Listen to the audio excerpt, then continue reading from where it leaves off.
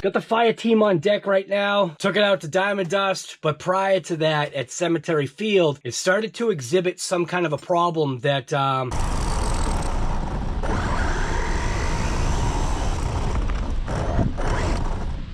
right, here we go.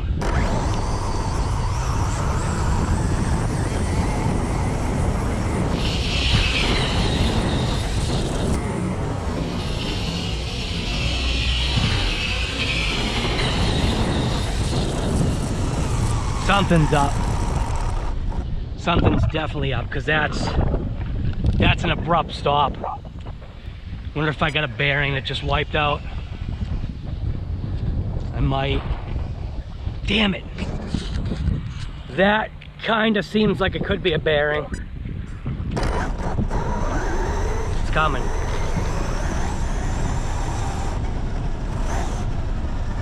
Oh, maybe not, man. It's rolling fine now. What the hell? Oddly enough, I couldn't track down, and I think that well, it's not that I think, it was heat related. It was driveline related, to where there was something in this truck, car, whatever you want to call this thing, this fire team. There was something in it that just drivetrain wise was causing an issue. So under load, there was an issue. And then once that load was off and I think temperatures got down, the issue disappeared. So previously with this thing, I did have a seized bearing, and I thought the bearing was on this side, if I remember correctly. I had gone through all four corners of this RC, took bearings apart, cleaned them out, re-lubricated them, but I didn't lubricate them in the way that I normally do. I ended up using an oil to lubricate the bearings, where normally the stuff that I use is this right here, which is a Permatex Silicone Extreme, Ceramic Extreme brake parts lubricant. It's for automotive brake parts. Usually that's the stuff that I use when I do my bearings, but it's not that I went the lazy way. I went a different way than what I normally do. And I have to say, if this is the bearing that I replaced, which I do believe that it is from what I'm seeing from earring remnants that are on this shaft, I do have to say, possibly this is the bearing that I serviced with oil. The other ones I also serviced with oil, they seem to be okay, but now it's come down to the point of where I kind of need to take wheel bearings off, or take wheels off and see what's going on. So anyways, today in RC Guy Garage, this is a maintenance video. We don't do very many maintenance videos, do we? For now, the affected area is the passenger side rear. So we're going to go ahead and just pop this wheel off. That way you can get a look at what's going on concerning these bearings here that I discovered that were blown out. So we're going to pop that wheel off.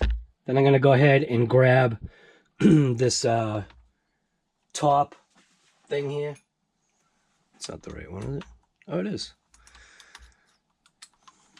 I'm not using any special tools. These are just the junk ones from Amazon.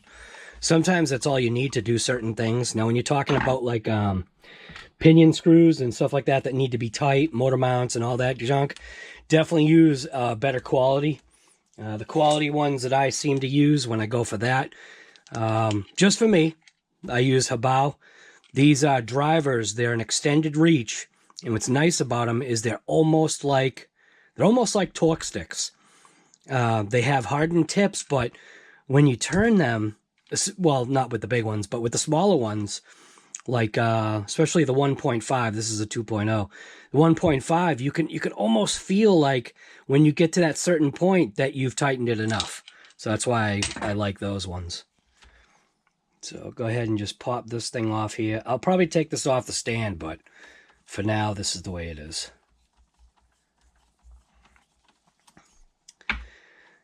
It's also usually a good thing to keep your stuff together and maybe get yourself like a magnetic tray, or somebody had said an ice cube tray. Ice cube tray definitely seems like a good idea. I haven't tried that out yet, but so here we go. This is what I was talking about with the earrings.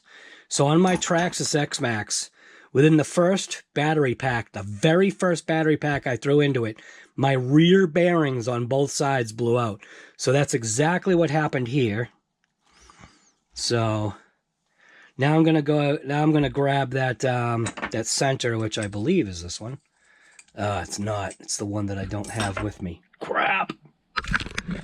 All right. Usually the best way to do that, and I forget a lot, is to leave the wheel on. Right? Leave the wheel on. Take your driver, stick it inside, and then undo it that way. Remember, these screws don't have to be super tight.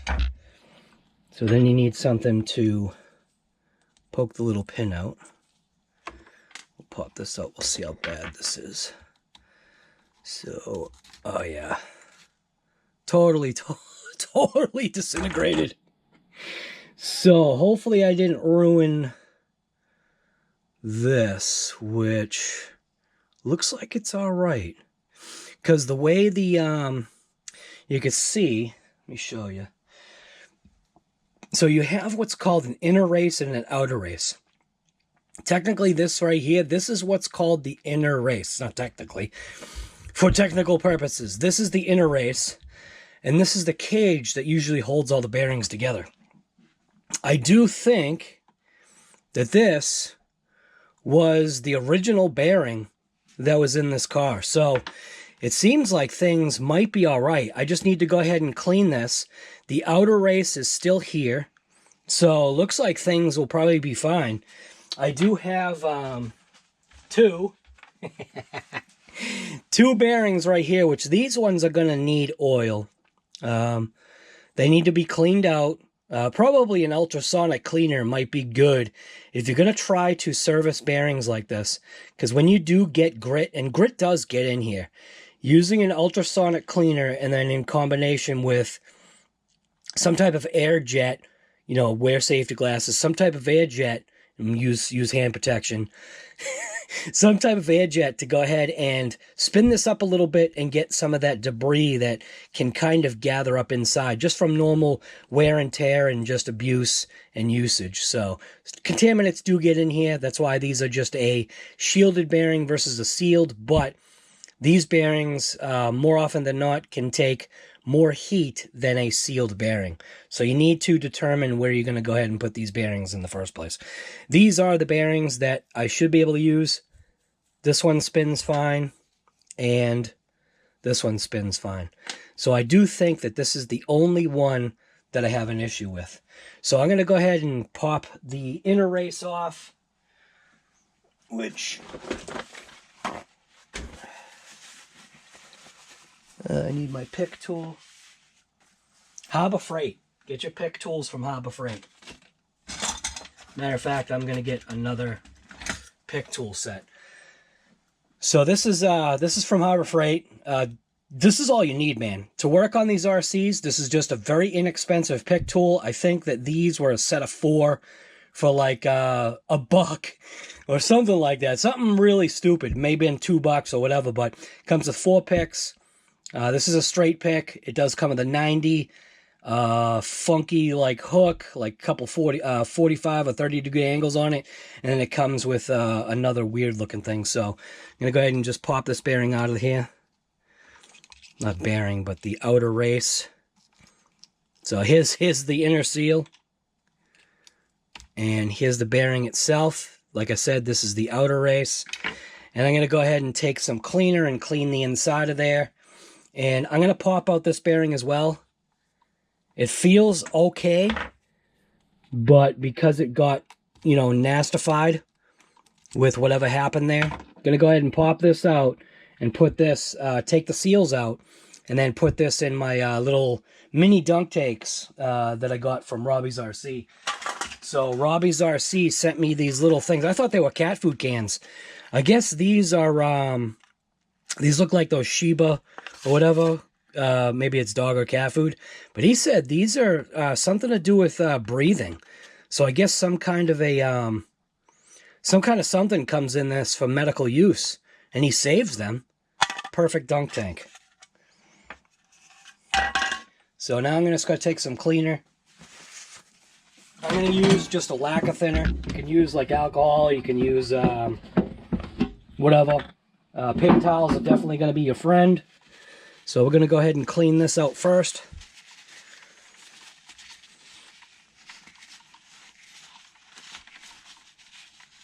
get as much as we can out of there. Like that. See all that nastiness?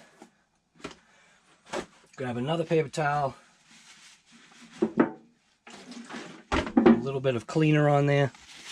I'm going to go ahead and clean this all inside of here. Just get whatever contaminants that I can out of here. Make sure you wear gloves. Gloves are the right way to do things. Keeps all this cancer-causing stuff out of your system.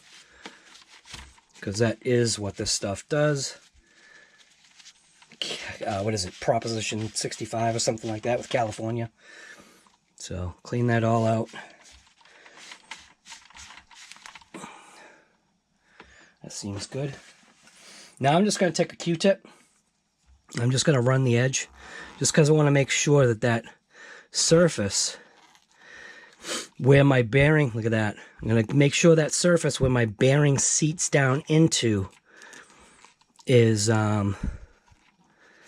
right. Nice and clean. Same thing on this side. So that's all nice and clean. While you're there, you can also check the condition of the hub. Thing's mint. So these bearings right here, this one right here could probably use just a little bit of oil. So I'm going to go ahead and drizzle some oil on this thing just to keep it rolling smooth.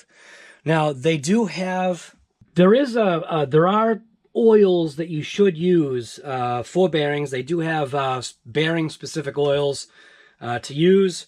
I like to use this stuff when it comes to the sealed bearings, but for the shielded bearing, because of the shield, you have to use something that gets beyond that shield. And that's where I say I like to do like what's called an oil bath. Now it's technically really not an oil bath if you look it up, but it's what I still call it because it's just from the olden days. So an oil bath, basically what it does is you're kind of impregnating the bearing with oil by putting it in something. So normally if I can find something that's about the size of this, I'll take some drops of oil, leave it on its flat, drip the oil along that top edge, and the oil will basically work its way down. Now, right now, I'm going to use silicone shock oil. I am not telling you to use that. That's just what I do. So if you save like covers and stuff from oil caps, it ends up working perfect. Like even antifreeze or whatever, it all works great. While I'm here, I'm going to pick out the seals that are on this. I'm going to clean this bearing off first with a paper towel. So I'm going to use the paper towel that I had with the solvent on it. Just kind of clean this up. Get as much of the junk off as I can manually. And then put it in the solution once I pick these seals out. Now, obviously you need to pick both the left and right side seals out, or the top and bottom, however you want to look at it. Usually use a razor blade. So I'll grab like a razor blade like this. Now go in on that edge carefully and just pick that seal out like that. Now, bearing maintenance is something that you really should keep in mind and keep doing. You can see all the blackness in there. So that is the bearing surface, or more often than not, sometimes it's the cage wearing down. So after realistically, probably after every 7 battery packs or so, 7 would be the perfect number. After every 7 battery packs, this is something that you should do, and I definitely have an issue with doing that, because I usually don't. I talk the talk, I just don't walk the walk. Is that what it's called, right? Talking the talk, walking the walk. So then I'll pick the other side out. Just like this, nice and careful. You just don't want to, you just don't want to damage the seal. There are some people that keep in mind the orientation. The only thing that I care about is cleaning it. Because eventually, these bearings are going to be junk anyway, so I'm not super crazy about, stuff like this. You just buy a whole bearing set. But as far as maintenance goes, sometimes this is what you need to do, or what you should do while you're waiting for a set of bearings to come. Maybe that's how you can think about it. So now I'm going to go ahead and put some lacquer thinner in this little tin. Not a lot, just like that. Make sure you cap it off when you're done. You don't need to be breathing that junk in. and keep it away from open flames and stuff. So now I'll just take that bearing, toss it inside, and then I'll use like a driver to kind of move it around, slosh it around. This is where an ultrasonic cleaner would probably come in great. The other thing to do that I have done it, see all the materials? Look at all that crap that's already in there. The other thing that's a really good thing to keep is old pill bottles. Keep your old pill bottle, put the stuff in there, cap it off, and then you can shake it around. Just make sure that the pill bottle can seal properly. If it doesn't seal, then don't use it. But you can see all the contaminants in there.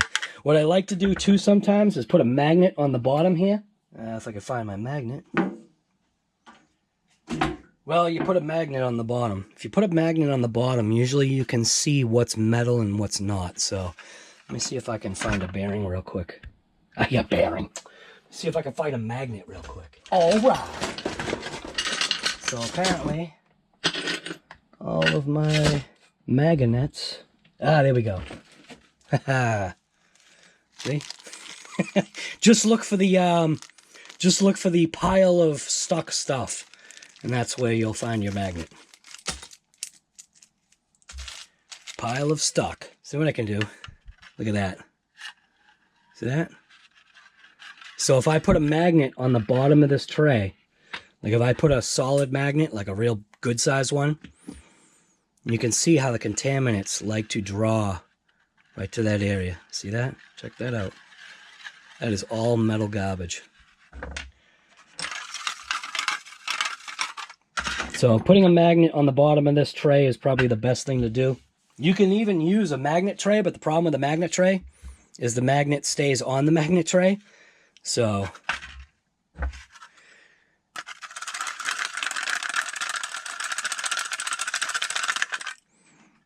I just want to see how this thing is coming out.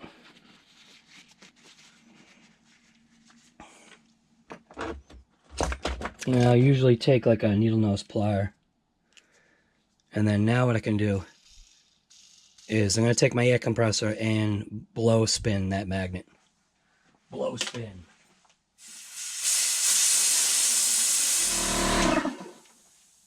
Alright. So I blow spun it. Nice and smooth.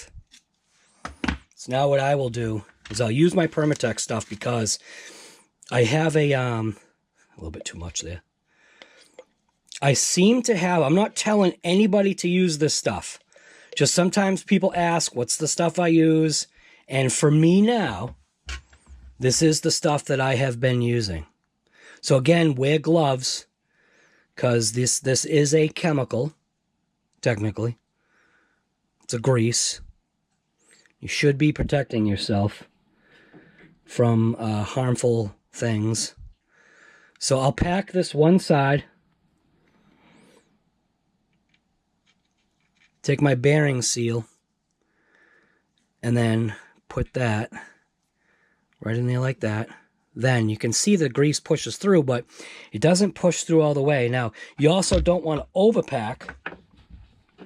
You also don't want to overpack your bearings, but it will squeeze out. So I'll just go like this. Put a little bit on this side. And then just the bearing itself, when it moves, it'll transmit or transfer, not transmit. I use words all the time. Use the correct words, guy. So you can see there is a seal orientation. You can see that there's a silver line. The silver line is the bearings wearing on that seal. So these are only going to last just so long anyway. So now I'll clean this off. And I want to say this right here now is a bearing that was serviced. And usually you can only see service this way, this type of bearing. So now I'll go ahead and stick it back in the hub. Perfect. Now, we do need to get the seal. We do need to get the inner race off of this one, which thankfully it's not destroyed. Very easily could have been.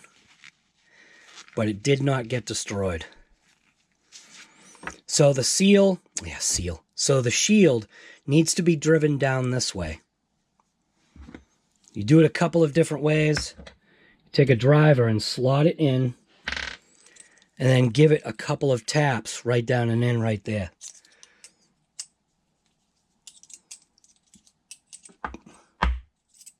There we go. Popped it right off. Go ahead and clean that up. Now this bearing right here is the bearing I'm going to use. So I am going to go ahead and put some oil on it. Just going to use shock oil that I don't typically use for anything. And I'm just going to drizzle some oil right there.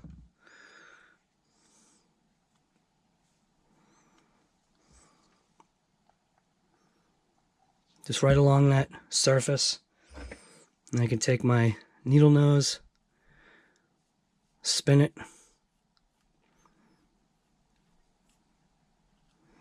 And then I can drop it inside the hub. Now I'm going to take it oil side down. The other thing I'll do is I will take a couple drops and just put it right inside the hub. Just like 2 drops. Nothing crazy. And then kind of clean up this outside surface here. Just like that.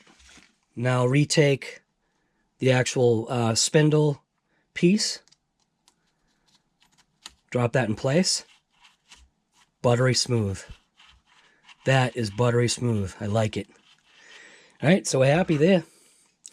Take the dog bone. Large side for this one goes into that receiver portion, and then put it inside of here like that. And then take your upper link, put that back into place. Your nut and bolt.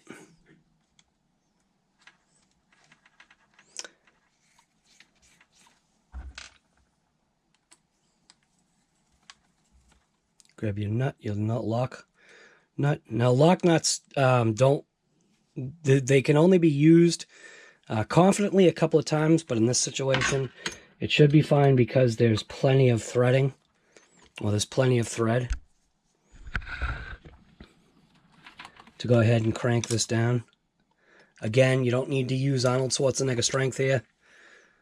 Just like that. Good enough. So now what I'm going to end up doing is, through that whole process right there, that is just servicing the bearings, showing you the 2 different styles of bearings. We have a shielded, which is a metal shield, both on the inside and outside. And then we have a sealed bearing. Now, there is something that's called a hybrid bearing. So the hybrid bearing normally is when you start, I think, getting into ceramics. The hybrid bearing, what it means is that one side, normally from my experience, one side is sealed, the other side is shielded.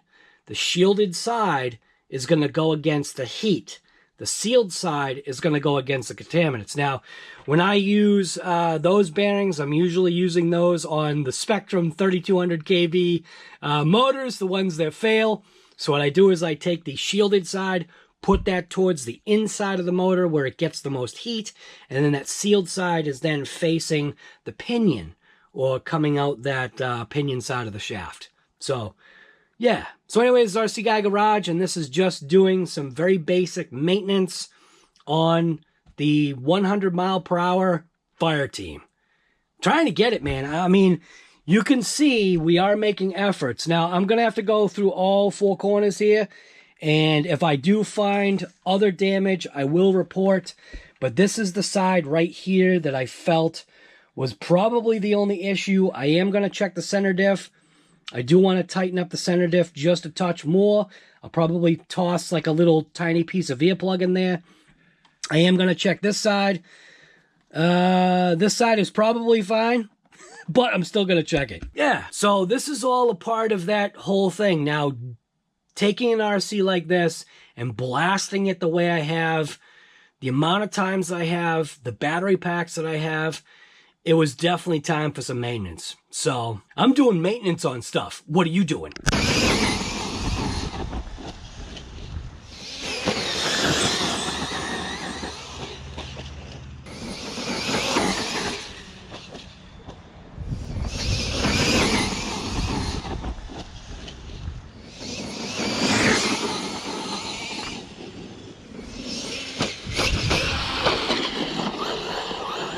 Okay, we'll just abort that one.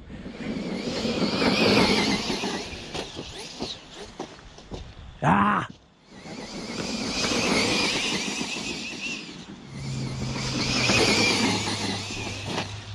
Yep. Oh, this definitely ain't no Cali groomed stuff here.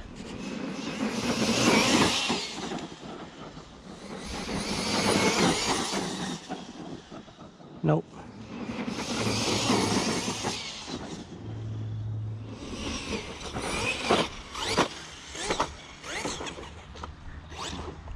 I had to abort that one right away. Nope, that was junk. Already wheelied.